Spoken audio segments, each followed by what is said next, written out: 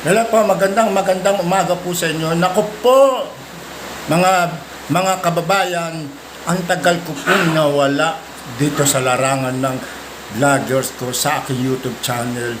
Ngayon po, hindi ako makatiis sa mga naririnig ko sa ating Vice President na eto na nga po, diretsahan ko na po kayong sasabihin. Siya nga pala po, shoutout po sa ating mga OFW dito sa Saudi, sa Hong Kong, lalo na sa ating karatig bayan dito sa ating Asia. Eto na nga po, hindi na pa tayo magpapatumpik-tumpik. Ito, hindi na po ako makatiis sa mga naririnig ko, sa mga nakikita ko sa TV, sa GMA7, na sinasabi ni BP Sara, awang-awa na siya sa kanyang mga staff. At saka napakagaling niya, ha? Ang mga hinahire niya, puro mga abogado. Pilo nga si Lopez, abogado, ha? Na-contempt, nakulong ng dahil sa kanya. Tapos sinasabi niya, awang-awa sa mga staff niya. Ganito na lang ang gawin mo, Sara. Kung hindi ka pa mang ipokrita, yan ang sabi ni Franz Castro. Ha? Sara, total napakabait naman ng ating presidente.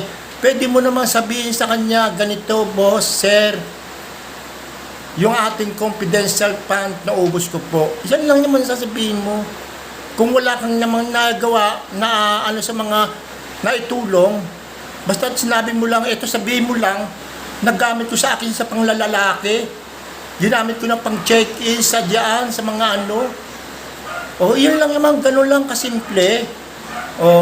Napakabait naman ng ating presidente. Diba sinasabi mo, ang ating presidente ay hindi marunong mawak ng ating Pilipinas, hindi marunong maging leader. Ikaw na kaya ang hahawak, di ba? Ikaw na, kitang-kita namin, ikaw na. Kitang-kita namin na hindi ka marunong humawak. Pera pa lang yan, ha? DepEd pa lang yan, hindi ka pa rin marunong humawak, kaya tumakas ka diyan sa DepEd dahil hindi ka marunong humawak, Bisaya ka. Pinagtatawanan ka kaya ng mga staff mo, ng mga DepEd mo. Marami di ba in-interview mga staff mo, pinagtatawanan ka lang.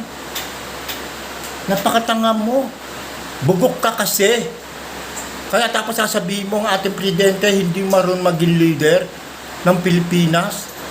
Ikaw, marunong ka ba? Doon nga sa DepEd, hindi ka nakapasa.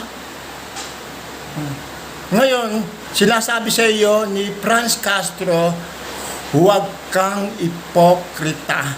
Humarap ka sa Senado, sabihin mo sa Kamara na ganito ang nagamit mo sa pera. Ganito ang ginastos mo sa pera. Ganun lang kasimple. Sinaksak mo sa bulusan mo o pinong lalaki mo. Ganun lang kasimple. BP Sara, hindi yung palilingon-lingunin pa kami. Kahit grade 1, matutulala sa mga ginagawa mo. Kaya ang sabi sa iyo ni Martin Romualdez, humarap ka sa camera at ipagtapat mo kung saan mo dinala ang 125 million na confidential fund. At hindi lang yon, meron pang mga 600 million. Ang laki. Kurakot ka talaga. Halatang halata kang magnanakaw. Diba? Iyan ba ang sasabihin mong ikaw lalabang ka ng presidente ng Pilipinas at hinahaan mo pa si Rapi Tulfo na si Rapi Tulfo ang gusto mo maging katandem? Ano sagot sa'yo ni Rapi Tulfo? Madam, maaga pa. Di ba? Magsanip kayo dala ni Robin Padilla para hindi kayo iboto ng Pilipinas. Pero kung ikaw iboboto ko, hindi na lang sira-sira na kayo mga Duterte, mga kurakot, mga halimaw, mga halimo sa pera.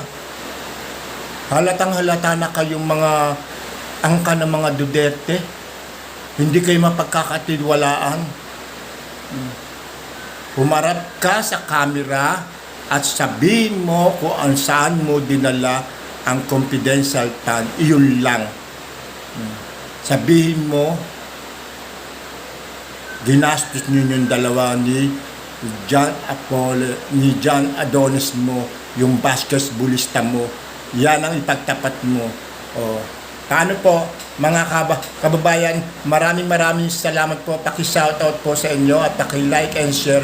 Pati ang button ay, ang aking button ay button bell na dito sa aking YouTube channel. Okay po, maraming salamat po. Bye-bye.